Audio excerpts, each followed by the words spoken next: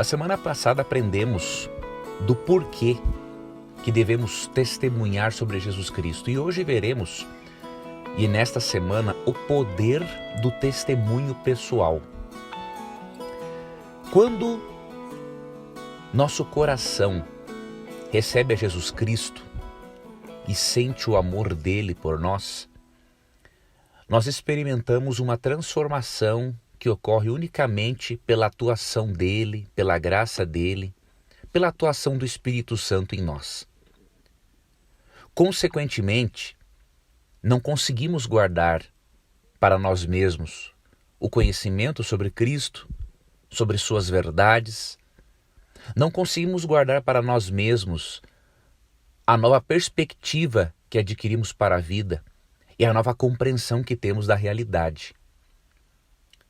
Isso aconteceu com os apóstolos de Jesus, com os discípulos de Jesus e deve acontecer conosco também.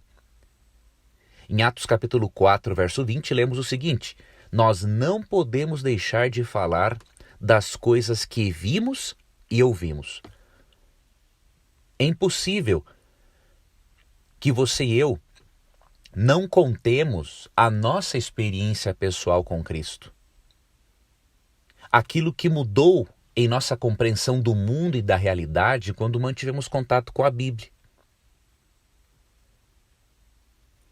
Não há como argumentar contra uma experiência pessoal. Pode-se argumentar contra ideias, contra conceitos teológicos, filosóficos, mas contra uma experiência pessoal não há argumento contrário. Por exemplo, se alguém converte-se a Jesus Cristo e diz, por exemplo, que ele não tinha nenhuma esperança na vida, mas agora ele tem. Que antes ele vivia cheio de culpa e remorso, mas agora tem paz. Se a pessoa diz que agora a vida dela tem um real sentido e propósito, nem mesmo o cético, nem mesmo o ateu pode ir contra esse argumento. Agora, o contrário também é interessante. Um ateu pode dizer que se tornou uma pessoa melhor por ter deixado de acreditar em Deus. Neste caso, você precisa testemunhar, ou melhor, pesar a veracidade dos fatos e ver quem está com a razão, se o cristão ou o ateu. A experiência mostra que o cristianismo tem muito mais eficácia em salvar pessoas do suicídio, das drogas, do crime, do que o ateísmo. Então, obviamente que existe algo de muito mais verdadeiro no testemunho de alguém que recebe a Jesus Cristo em sua vida. Óbvio que isso não garante que a pessoa seja cristã, porque alguém pode ter apenas um conhecimento teórico de Cristo e não ter um conhecimento experimental, relacional com Ele, de forma espiritual, obviamente. O detalhe é que quando mantemos contato com Cristo, Ele reorienta a nossa vida. E as pessoas precisam desesperadamente saberem que há esperança. Ravi Zacarias foi um grande defensor da fé cristã. Primeiramente, ele foi ateu. E neste ano de 2020, ele veio a falecer. Foi um grande defensor da fé que, numa tentativa frustrada de suicídio, foi parar no hospital. Obviamente, a vida não tinha sentido para ele, no seu ateísmo na época, e ele manteve contato com a Bíblia, com o Novo Testamento. E a partir dali a vida dele mudou radicalmente. E em seu livro, A Morte da Razão, ele responde a um ateu chamado Sam Harris, dizendo o seguinte: ainda bem que naquele momento no hospital eu encontrei uma Bíblia e não a carta de Sam Harris tirando toda a esperança do indivíduo através do ateísmo. Realmente, qualquer pessoa pode encontrar esperança quando mantém um contato sério com a Bíblia. E Deus, Ele chama para dar testemunho de Jesus Cristo as pessoas mais improváveis que você pode imaginar. Se você ler, por exemplo, Marcos 5, 15 a 20, você vai perceber uma história muito, muito interessante. Havia um endemoniado numa região chamada Decápolis. Decápolis era uma região ao longo das margens do mar da Galileia, que era formada por 10 cidades. Esse endemoniado assustava muito as pessoas. E ele não estava possuído apenas por um ser maligno, mas vários demônios haviam tomado conta da mente dele. Quando este homem entrou em contato com Cristo e Cristo expulsou os demônios da vida dele, este homem teve uma restauração completa, física, mental, espiritual e social. E quando Cristo estava voltando, entrando para o barco para voltar para a região dele, este ex-possesso suplicava a Jesus que o deixasse estar com ele. Só que Jesus fez um pedido a ele muito importante. E é o mesmo pedido que ele faz a nós hoje. Ele diz o seguinte: vai para a tua casa, isso está em Marcos 5,19. Vai para a tua casa, para os teus, anuncia-lhes tudo o que o Senhor te fez e como teve compaixão de ti. Então, ele foi e começou a proclamar em Decápolis tudo o que Jesus lhe fizera, e todos se admiravam. Esse tipo de testemunho é muito poderoso para que as pessoas possam perceber a existência de Deus e o poder transformador de Cristo. Não havia, amigo ouvinte, pessoa melhor para falar aquelas 10 cidades do que aquele homem que havia sido endemoniado. O homem endemoniado agora estava transformado em perfeito juízo, dando testemunho a respeito de Jesus Cristo, do seu poder transformador. Você e eu podemos dar testemunho de Cristo experimentando as promessas dele, comprovando a fidelidade dele em cumprir essas promessas. Podemos dar testemunho do que ele fez na nossa vida por intermédio da graça, da paz que nós sentimos, da transformação que Cristo levou para a nossa família, para a nossa forma de tratarmos nossos negócios, para a maneira como tratamos as pessoas. Então existem várias formas de darmos testemunho de Cristo, várias formas de alcançarmos pessoas pelo poder transformador do Evangelho. Que Deus use a você como um instrumento poderoso para mostrar ao mundo que existe Cristo, que existe sim esperança. Finalizando, amigo ouvinte e seguidor, eu quero lhe dizer que eu tenho me aprofundado em 2 assuntos em especial para ajudar aos meus ouvintes, telespectadores e internautas que necessitam de transformação e de conhecimento em tais áreas. Eu preparei um e-book e também algumas séries de e-mails sobre adolescência e também sobre inteligência financeira bíblica. 2 assuntos extremamente importantes. Primeiro, porque os nossos adolescentes não podem ser entregues para o mundo. Precisamos guiar nossos filhos adolescentes a Cristo para que eles tenham uma adolescência saudável, fluida, que sirva de base para uma vida adulta de sucesso. E ao mesmo tempo precisamos de inteligência financeira bíblica para aprendermos a lidar com o dinheiro e para tirarmos de nossa mente crenças limitantes que nos impedem de desfrutarmos das bênçãos que Deus nos deu. Se você tem interesse em receber um desses e-books, ou até mesmo os 2, e se você tem interesse em receber essa sequência de e-mails que vai lhe ajudar e muito e levar transformação para a sua vida, eu gostaria que você fosse até a descrição do áudio no YouTube, Ou se você estiver ouvindo em alguma plataforma digital, você pode acessar o meu site, leandroquadros.com.br, e na primeira página você vai ver 2 banners, um sobre cada assunto, para que você possa clicar, inscrever o seu e-mail, os seus dados e receber este rico material que vai fazer uma grande diferença na sua vida. Será uma alegria compartilhar com você aquilo que eu tenho aprendido ao longo desses anos acerca desses 2 assuntos muito importantes. Que Deus te abençoe e até o nosso próximo estudo.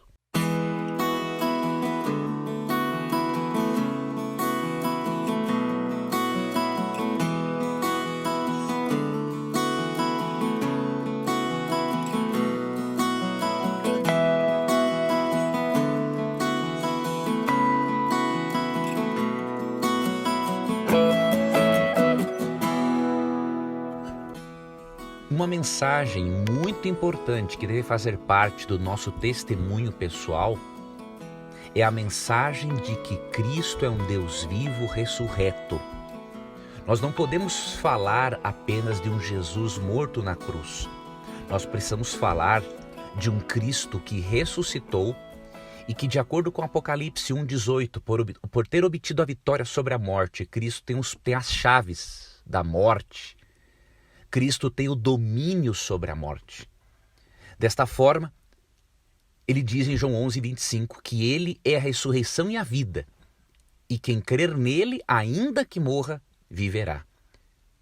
E em João 6,40 ele diz que aquele que crer nele será ressuscitado no último dia, quando ele voltar em glória e majestade, como diz Apocalipse 1,7, 1 Tessalonicenses 4:13-18, entre outros textos.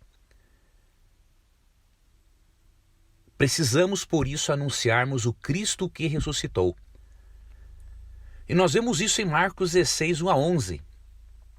Maria Madalena, Maria, mãe de Tiago, e Salomé, quando no domingo pela manhã foram embalsamar o corpo de Jesus, elas perceberam que a tumba estava vazia.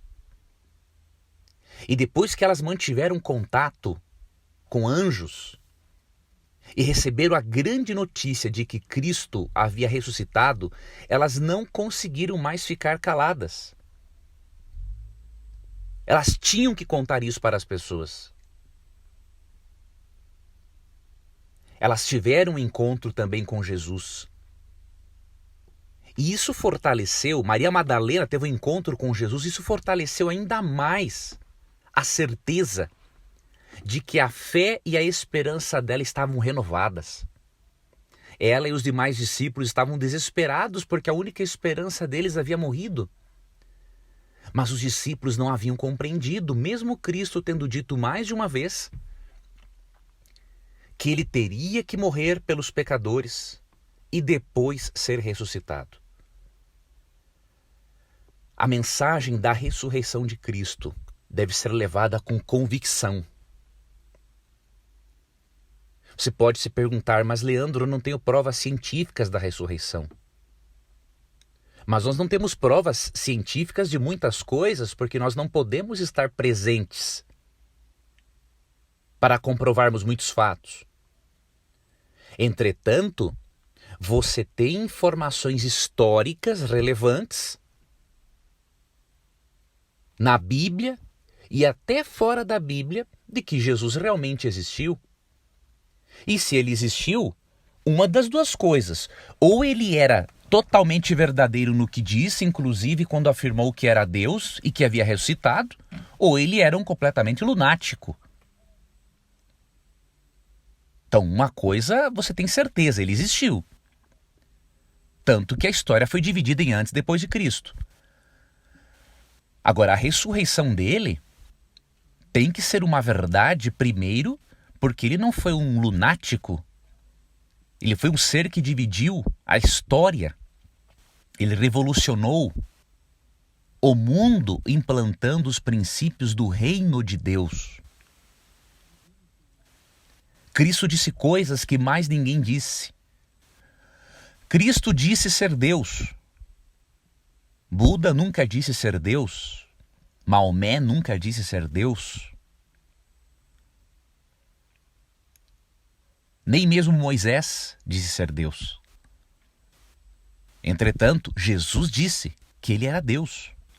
Em João 10,30 ele disse: eu e o Pai somos um. E em João 14:8 e 9 ele disse: quem vê a mim vê o Pai. Analisando os evangelhos, você percebe que eles são perfeitamente confiáveis do ponto de vista histórico. Só do Novo Testamento existem cerca de 5.700 cópias. E quanto mais cópias há de um documento, mais fácil é perceber a sua autenticidade. Outro detalhe, de acordo com 1 Coríntios 15, mais de 500 pessoas foram testemunhas da ressurreição de Cristo. E os 12 apóstolos, amigo ouvinte, não morreram à toa.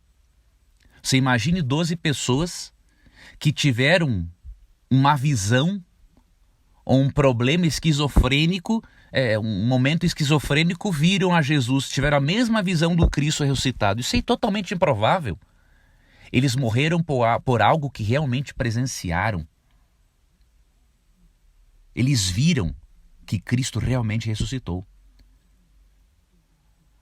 Agora devemos ter algo em mente. Se os próprios discípulos de Cristo não tinham compreendido as palavras dele e a princípio não acreditaram de imediato, que ele havia ressuscitado, precisaram vê-lo, nós não devemos ficar surpresos se outros não aceitarem de imediato as nossas palavras. Afinal, as pessoas têm a mente programada pelo racionalismo, pelo ceticismo. Então nós precisamos ter paciência com as pessoas, mostrar a elas as evidências históricas, depois bíblicas, e acima de tudo, a diferença e a transformação que esta crença na ressurreição de Jesus faz em nossas vidas. Que Deus use a você para que você, com sabedoria, tato, discernimento e muito conhecimento, leve Jesus Cristo às pessoas e dê a elas a certeza de que Ele é um Deus vivo e que a tumba realmente está vazia.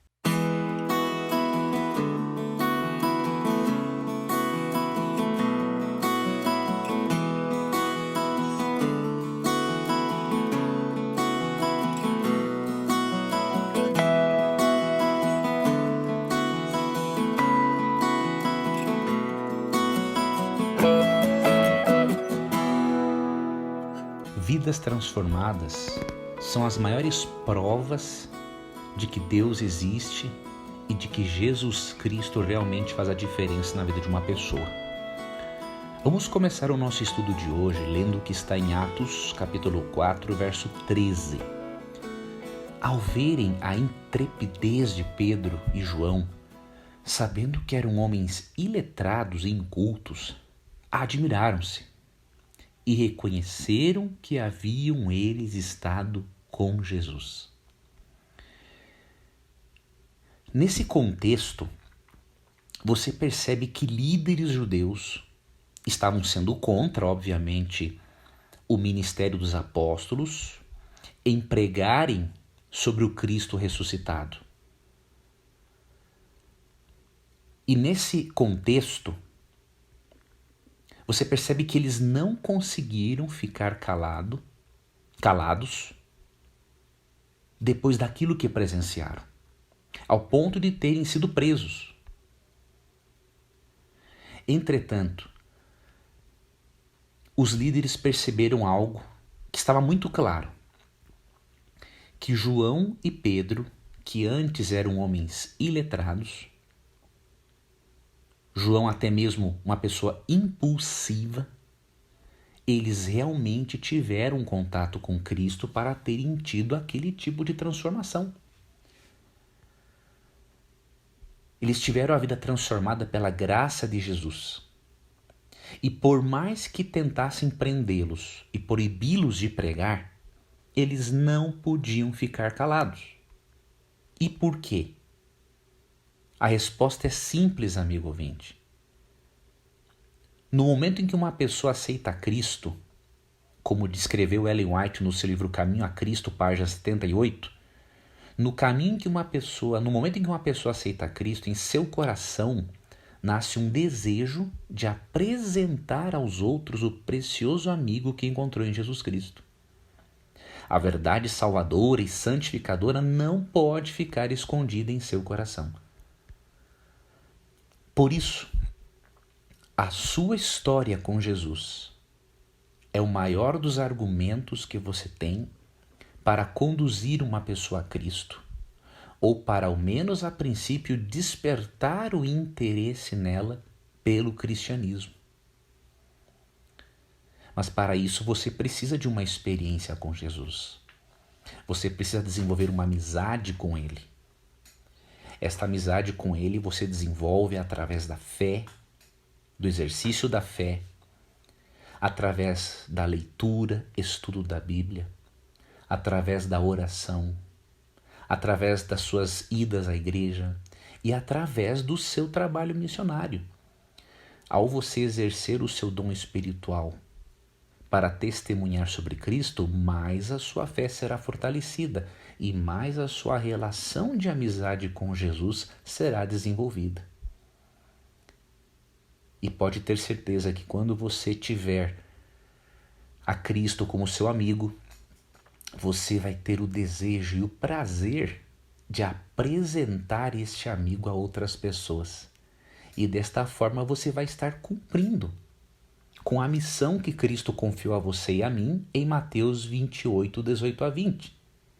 E deste modo, ao cumprirmos com esta missão, nós receberemos a recompensa que está em Daniel capítulo 12, verso 3, que diz, entre outras coisas, que aqueles que forem sábios e conduzirem muitos à justiça, outros à justiça, brilharão como as estrelas, sempre e eternamente.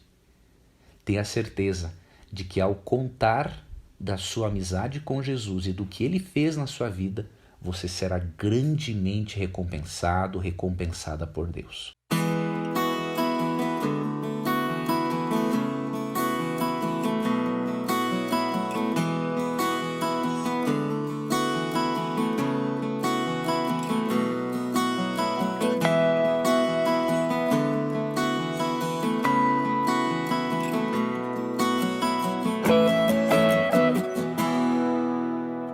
A Bíblia ensina que existe uma forma muito eficaz de compartilharmos a nossa experiência com Jesus.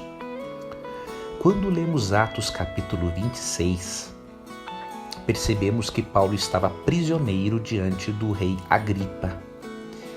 E a forma como Paulo testemunhou nos ensina muito sobre a maneira como devemos testemunhar sobre Jesus. Se você ler Atos 26, você perceberá em primeiro lugar que Paulo deu um testemunho pessoal falando sobre a vida dele como perseguidor dos seguidores de Jesus, ou seja, falou do seu passado. E depois ele falou sobre a sua vida como testemunha de Jesus, ou seja, falou do seu presente. E depois, no verso 8 de Atos 26, ele falou sobre a ressurreição dos mortos, ou seja, um evento futuro. O que isso indica? Que a experiência de conversão de Paulo e o seu testemunho foram dinâmicos. Um testemunho dinâmico é o que nós devemos dar. É contar o que Cristo fez por nós no passado, é contar o que Ele está fazendo por nós no presente e o que Ele vai fazer no futuro. Ressuscitar os mortos, voltar pela segunda vez, transformar o nosso planeta.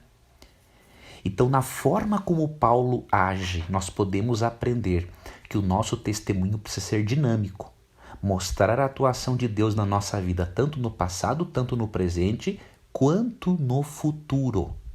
Quando lemos 1 João 1, 1 a 3 e Gálatas 2:20, percebemos que não somente Paulo, mas também o apóstolo João teve uma experiência real com Jesus. Eles tiveram experiências diferentes, mas ambos se encontraram com Cristo. Da mesma forma, cada um de nós tem uma experiência diferente com Cristo, mas o que mais importa é que todos nos encontremos com Cristo. E o que nós percebemos em 1 João 1 a 3 e também em Gálatas 2:20 é que Paulo e João não acreditavam que a experiência com Jesus se encontrava só no passado. Eles acreditavam que a experiência com Jesus era um processo diário e que nós podemos dizer sem medo de errarmos que diariamente devemos nos convertermos. Lógico que a conversão original é um evento extraordinário quando nos convertemos a Cristo. Mas nós precisamos nos convertermos de outros maus caminhos, de outros pecados, de outros erros. Então a conversão ela acaba sendo um processo diário de transformação através do Espírito Santo. Nós vemos essa dinâmica na vida de Paulo, em Gálatas 2:20, e também em 1 João 1 a 3, na vida do apóstolo João. Que essas dicas quanto ao testemunho dinâmico de Paulo ajude a você e a mim a sermos testemunhas eficazes do nosso Salvador. Que Deus abençoe a você e até o nosso próximo encontro. Finalizando, amigo ouvinte e seguidor, eu quero lhe dizer que eu tenho me aprofundado em 2 assuntos em especial para ajudar aos meus ouvintes, telespectadores e internautas que necessitam de transformação e de conhecimento em tais áreas. Eu preparei um e-book e também algumas séries de e-mails sobre adolescência e também sobre inteligência financeira bíblica. 2 assuntos extremamente importantes. Primeiro, porque os nossos adolescentes não podem ser entregues para o mundo. Precisamos guiar nossos filhos adolescentes a Cristo para que eles tenham uma adolescência saudável, fluida, que sirva de base para uma vida adulta de sucesso. E ao mesmo tempo precisamos de inteligência financeira bíblica para aprendermos a lidar com o dinheiro e para tirarmos de nossa mente crenças limitantes que nos impedem de desfrutarmos das bênçãos que Deus nos deu. Se você tem interesse em receber um desses e-books ou até mesmo os 2, e se você tem interesse em receber essa sequência de e-mails que vai lhe ajudar e muito e levar transformação para a sua vida, eu gostaria que você fosse até a descrição do áudio no YouTube, ou se você estiver ouvindo em alguma plataforma digital, você pode acessar o meu site, leandroquadros.com.br, e na primeira página você vai ver 2 banners, um sobre cada assunto, para que você possa clicar, inscrever o seu e-mail, os seus dados e receber esse rico material que vai fazer uma grande diferença na sua vida. Será uma alegria compartilhar com você aquilo que eu tenho aprendido ao longo desses anos acerca desses 2 assuntos muito importantes. Que Deus te abençoe e até o nosso próximo estudo. Amanhã daremos sequência ao nosso estudo dessa semana e vamos, através do estudo de Atos 26, a pegarmos algumas dicas, de como podemos testemunhar sobre a nossa experiência com Cristo. Que Deus te abençoe e até amanhã.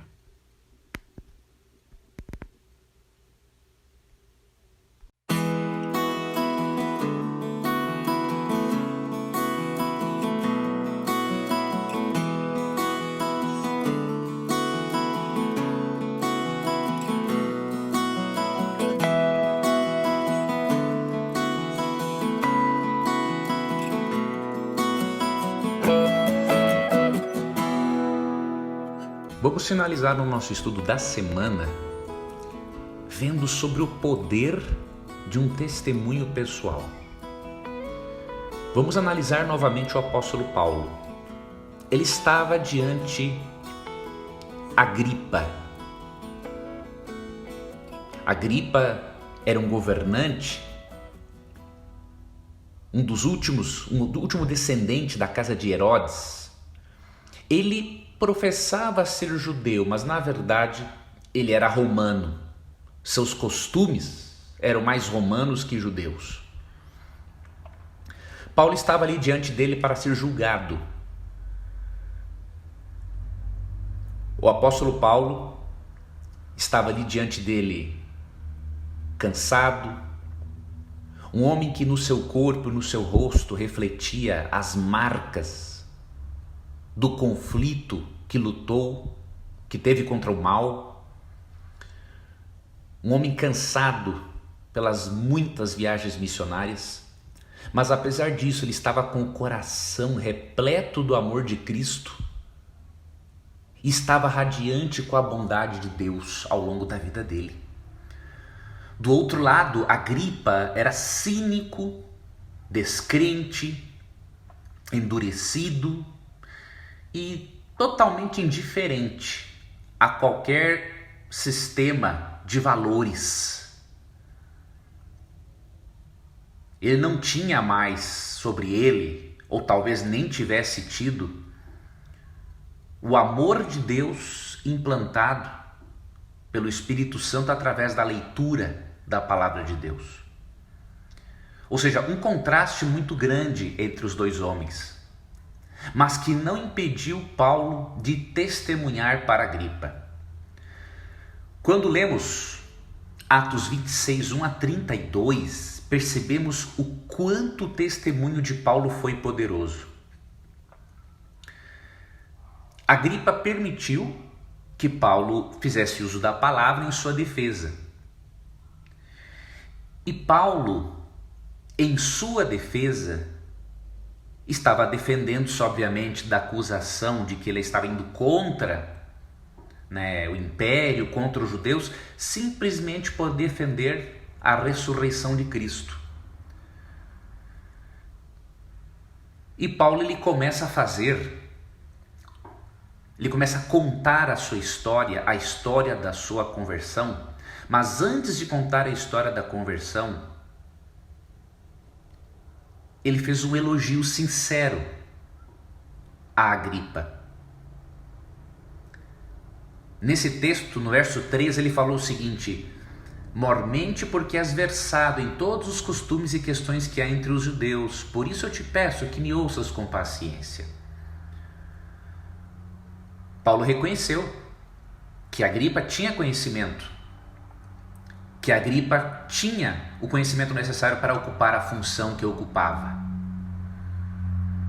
E depois, Paulo conta todo o seu testemunho de como ele foi chamado por Deus, primeiramente como ele era perseguidor dos cristãos, como ele teve um contato pleno com Jesus e direto na estrada de Damasco, e como ele veio a se tornar o apóstolo dos gentios, ou seja, aquele que pregaria a mensagem de Deus aos não-judeus. E por incrível que pareça, o rei Agripa quase se convenceu. Ele ficou tão maravilhado e impactado com o testemunho de Paulo, que em Atos 26, 28, é dito o seguinte: então Agripa se dirigiu a Paulo e disse: por pouco me persuades ou me convences a me fazer cristão. Ou seja, o testemunho poderoso de Paulo, da transformação que Jesus fez na vida dele, teve um impacto muito forte sobre um rei que era ímpio, diríamos assim. Isso mostra para nós, amigo ouvinte, meu amigo internauta, que não há um testemunho tão forte e tão eficaz quanto o testemunho de uma vida transformada. Isso impacta de modo significativo as pessoas, porque elas percebem, através de uma vida transformada, que há um poder sobrenatural por trás dessa transformação. E esse poder é Deus, esse poder é a pessoa de Cristo.